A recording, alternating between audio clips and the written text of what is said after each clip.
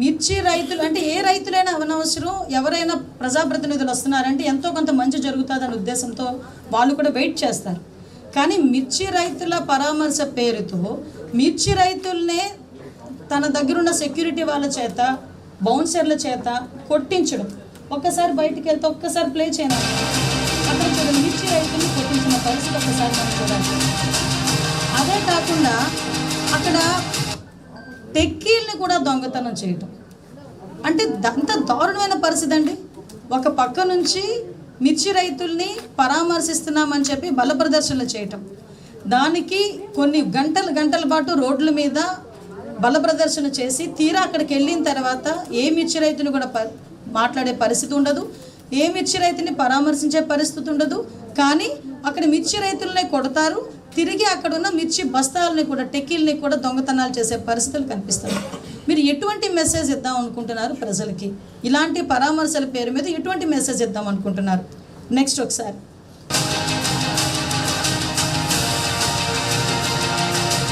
ఆపమ్మా. ఇక్కడ మీరు చూడండి, దగ్గర ద్రాప్తాడు పోల్పల్లి దగ్గర ఇంచుమించుగా అంటే హెలికాప్టర్, అదో పెద్ద నాటకం. ఒక సిఐ మీద దాడి చేస్తారు, హెలికాప్టర్ మీద అక్కడ ఉన్న వాళ్ళు ఎవరో దాడి చేశారని చెప్పి ఒక నాటకం ఆడతారు.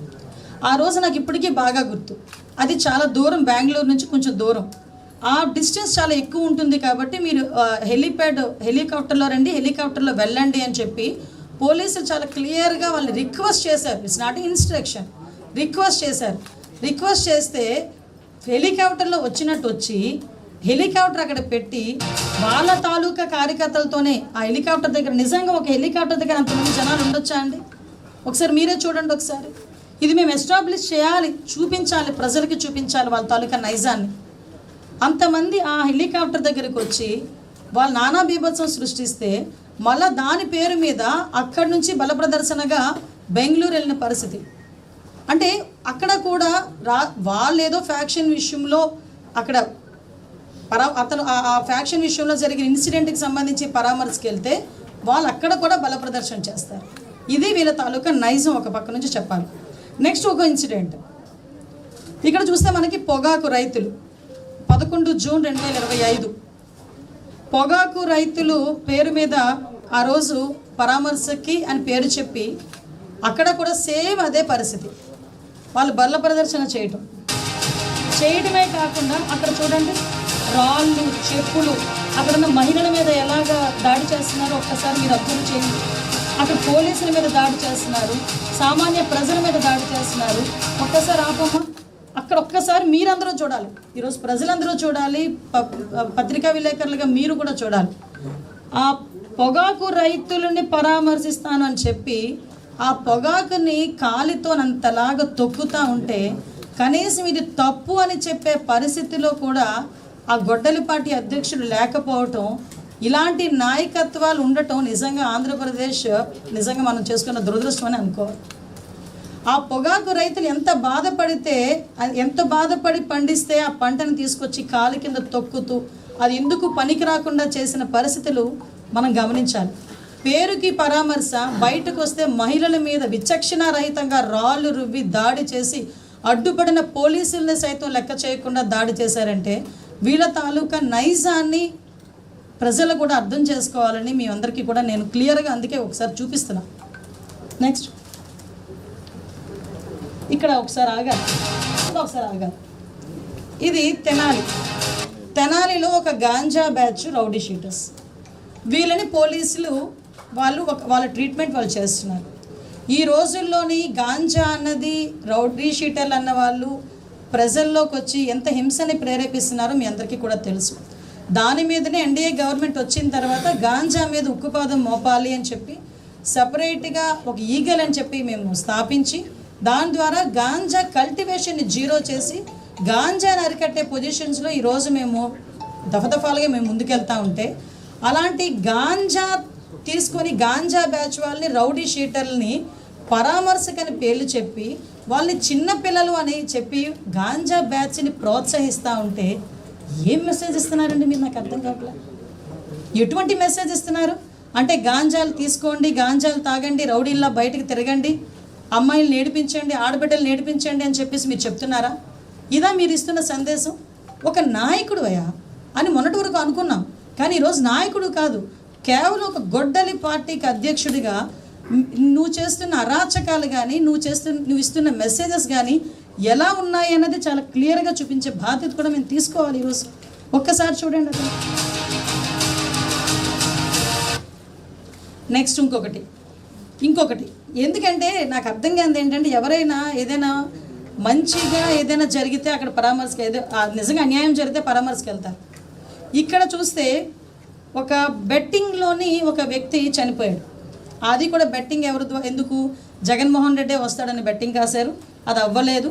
సో అప్పుల బాధ something what ever it maybe ఏం జరిగినా అతను చనిపోయాడు. చనిపోయిన తర్వాత అతని విగ్రహం ఆవిష్కరణకి ఈయన వెళ్ళాడు. ఈయన వెళ్తున్న సమయంలో సుమారుగా కొన్ని గంటల పాటు జరుగుతున్న అతని ప్రయాణంలో బల ప్రదర్శనలో అతని సొంత కారు కింద పడే ఒక దళిత బిడ్డ సింగయ్య అనే వ్యక్తి నలిగిపోతుంటే కనీసం ఇంగితం లేకుండా, కనీసం సోయి లేకుండా అటువంటి వ్యక్తిని కనీసం అయ్యో మన కారు కిందన కాదు, మన ఎదురుగా ఉన్న కారు కిందన ఎవరైనా పడిపోతే ఆగి ఏం జరిగిందని చూసే మానవత్వం కలిగిన మనుషులు మనం. అటువంటి తన సొంత కారు కిందే తన సొంత కార్యకర్తే నలిగిపోతున్నా కూడా కనీసం ఆపకుండా అతను చేస్తున్న పరిస్థితి చూడండి.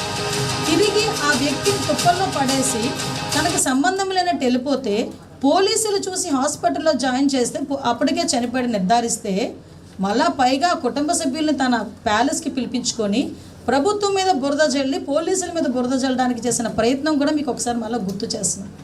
అంటే ఏం జరుగుతుంది అంటే ఈరోజు బయట అడుగు పడితేనే విధ్వంసాలని చెప్పడానికి నిజంగా ఇదొక ఎగ్జాంపుల్ కాదా? నిజంగా బయట అడుగు పడితేనే ఈరోజు ఎన్నో అరాచకాలు జరుగుతున్నాయని చెప్పడానికి ఇదొక ఉదాహరణ కాదా? ఇటువంటి బల ప్రదర్శనలో ఎంతోమంది అమాయకమైన యువకుల్ని మద్యం సేవించేటట్టు చేయటం, వాళ్ళ చేతులకి రెచ్చగొట్టే ధోరణిలో ప్లకార్డులు ఇవ్వటం, రప్పమని చెప్పేసి వాళ్ళ చేత స్లోగన్లు ఇప్పించుకోవడం, సైలెన్సర్లు పీకేసి బళ్ళు మీద సౌండ్లు చేస్తూ వీధుల్లో తిరగటం, అంబులెన్సులకి కూడా దారి ఇవ్వకుండా వాళ్ళు అంటే ప్రాణాలతో చెలగాటవాడే పరిస్థితులు కూడా చేస్తున్న పరిస్థితిని కూడా ఈరోజు ప్రజలందరూ కూడా గమనించుకోవాలి. ఈరోజు ఒక్కసారి నెక్స్ట్ ఇంకోటి చూడమ్మా. సరే, ఇక్కడ మీ అందరికీ తెలుసు ఒక రైతు కష్టం. ఒక రైతు సంవత్సరం అంతా కష్టపడితే వచ్చే ఫలసాయానికి గిట్టుబాటు ధర రాకపోతే ఎంత ఇబ్బంది పడతాడో, ఆ పంట తన కళ్ళ ముందు నాశనం అయిపోతుంటేనే కూడా అంతే ఇబ్బంది పడతారు. అట్ ద సేమ్ టైం కంటనీరు పెడతాడు.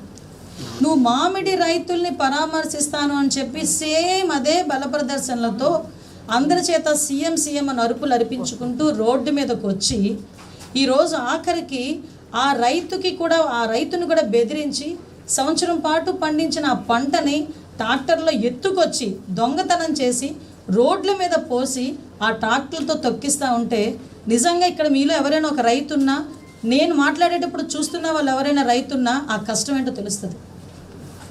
నిజంగా ఒక చిన్న పువ్వు పూస్తేనే అది వదిలిపోతుంటే చాలా బాధపడతాడు. అటువంటిది ఇంత పెద్ద ఎత్తున ఆ మామిడికాయల్ని రోడ్డు మీద పోసి ఆ ట్రాక్టర్లతో తొక్కించి వీళ్ళాంటి మామిడి రైతులకు న్యాయం జరిగేది, వీళ్ళాంటి మామిడి రైతులకు న్యాయం చేసేది.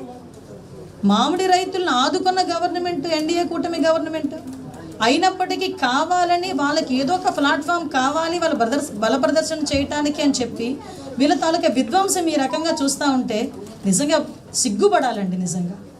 నిజంగా సిగ్గుపడాలి. ఈరోజు రైతుల పేరిట బయటికి పరామర్శలు చేయాలంటే ఈరోజు గొడ్డలి పార్టీ అధ్యక్షుడు నిజంగా సిగ్గుపడాలి. ఈరోజు ఇటువంటి వ్యక్తుల గురించి అండి ఈరోజు ఒకసారి నెక్స్ట్ చూపెట్టమ్మా. ఒకసారి వినండి. సుభాషిత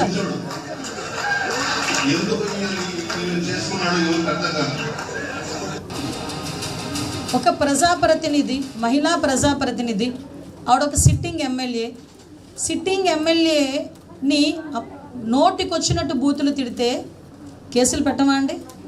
జైలుకి వెళ్ళరా? అటువంటి వ్యక్తిని పరామర్శించడానికి వస్తారు. అటువంటి వ్యక్తిని ఏ మొహం పెట్టుకొని పరామర్శిస్తావు? నిజంగా అవతలాలు తిడితే నీకు చాలా బాగా ఉంది అనుకుంటే అది నువ్వు ఇంట్లో కూర్చొని పిలిపించి మాట్లాడుకోవడం what ever it may be, అది నీ వరకే, నీ 4 గోడల వరకే సరిపోతుంది. కానీ బయటకు వచ్చి అటువంటి వ్యక్తుల్ని ప్రోత్సహిస్తున్నావా? ఆ మాటల్ని నువ్వు సమర్థిస్తున్నావా? ఆ మహిళల్ని కించపరిచే విధంగా మాట్లాడడం, క్యారెక్టర్ అసోసియేషన్ చేసి మాట్లాడడం, అదేవిధంగా అతను నీచంగా జుగ్సాకరంగా మాట్లాడడాన్ని సమర్థిస్తున్నట్టేనా దీని అర్థం? అటువంటి వ్యక్తులను కూడా పరామర్శించడానికి వెళ్ళి బల ప్రదర్శన చేసిన ఇటువంటి గొడ్డలి పార్టీ అధ్యక్షుడిని ఏమనాలో ప్రజల తగలకు విచక్షణకు వదిలేస్తున్నాను ఈరోజు.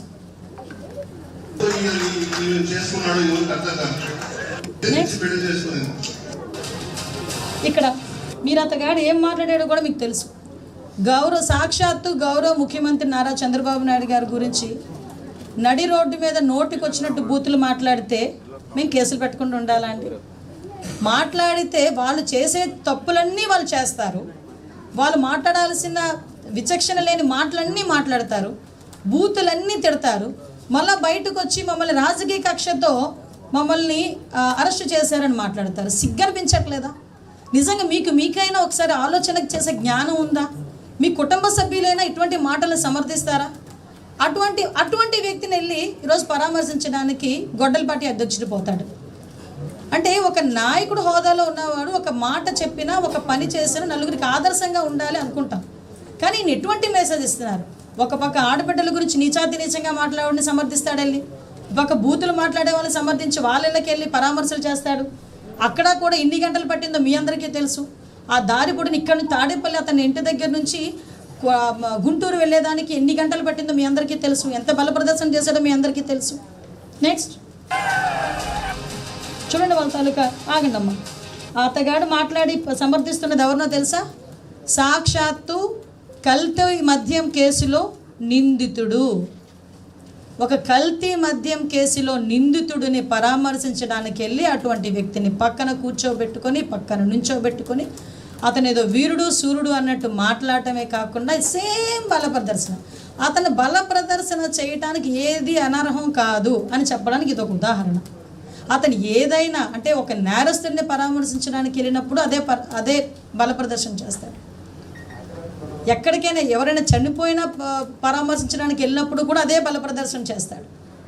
అంటే ఇలాంటి వ్యక్తుల్ని పరామర్శించడానికి వెళ్ళి అటువంటి వ్యక్తుల్ని ప్రోత్సహించి అటువంటి ప్లెకార్డులు పట్టుకునేటట్టుగా చేసిన ఇటువంటి ఒక నిజంగా చెప్పాలంటే ఒక గొడ్డలి పార్టీ అధ్యక్షుడిని ఏమనాలో ఒకసారి మీరు అందరూ కూడా అర్థం చేసుకోండి.